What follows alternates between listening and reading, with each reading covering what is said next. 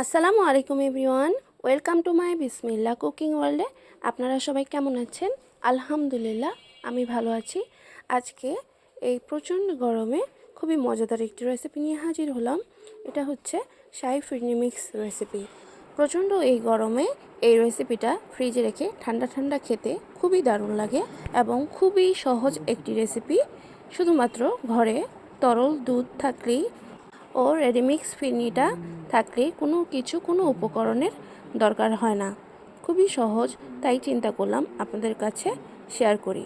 তো আমি প্যাকেটটা যখনই বের করলাম, এখানে সব কিছুই দেওয়া আছে, যেমন চিনি, বাদাম, পোলার চাল, যা যা দরকার হয় একটি ফিরনি মিক্সে, তার সব কিছুই এখানে দেওয়া আছে। এখানে গোলাপ জলের একটি সুন্দর স্মেল এখানে পাওয়া যায়, তাই আলাদা করে গোলাপ জলও দিতে যাবেন না।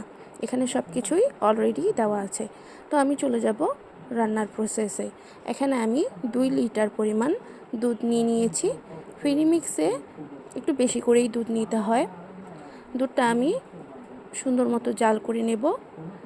আমি এখানে 1.5 লিটার করে নেব, একটু ঘন করে নেব। 4-5টি বলক চলে আসলেই ফিরনি মিক্সের যে উপকরণটা সেটা আমি এখানে ঢেলে দেব। আমি এখানে তরল দুধ ইউজ করেছি। আপনারা চাইলে গুঁড়া পাউডারের যে দুধটা আছে সেটা দিয়েও আপনারা 2 লিটার করে নিতে পারেন।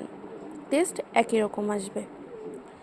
তো এই যে জাল করা হয়ে গেছে আমার। এখন আমি আমার ফিরনি মিক্সের উপকরণটা দিয়ে দিব। তো এটা দিয়ে অনবরত নাড়তে থাকতে হবে, নতুবা নিচে দলা লেগে যেতে পারে। এবং চুলার আঁচটা মিডিয়াম টু লো আঁচে রেখে এই কাজটি করতে হবে। খুবই সাবধানতার সাথে এই কাজটি করতে হবে। নিচে যদি পোড়া লেগে যায় তাহলে খেতে কিন্তু একটু ভালো লাগবে না। আমার এই রান্নাটা করতে সর্বমোট 1 ঘন্টার মতো লেগেছে।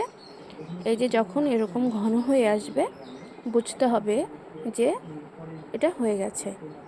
আমি কনসিস্টেন্সিটা এরকম রেখেছি। আপনারা চাইলে আর একটু পাতলা বা ঘন রাখতে পারেন। আমার কাছে একটু ঘন ঘন ভালো লাগে। উপর দিয়ে আমি কিছু ড্রাই ফ্রুটস দিয়ে দিব, দেখতে সুন্দর লাগে এবং খেতেও ভালো লাগবে। তো আমার রেসিপি যদি আপনাদের ভালো লেগে থাকে অবশ্যই লাইক, কমেন্ট, শেয়ার ও সাবস্ক্রাইব করতে ভুলবেন না। পাশে থাকা বেল আইকনটি বাজিয়ে দিবেন যাতে সবার প্রথমে নোটিফিকেশন আপনার কাছে পৌঁছে যায়। আজ এখানেই বিদায় নিচ্ছি। দেখা হবে অন্য কোনো ভিডিওতে। সে পর্যন্ত ভালো থাকবেন, সুস্থ থাকবেন। আল্লাহ হাফেজ।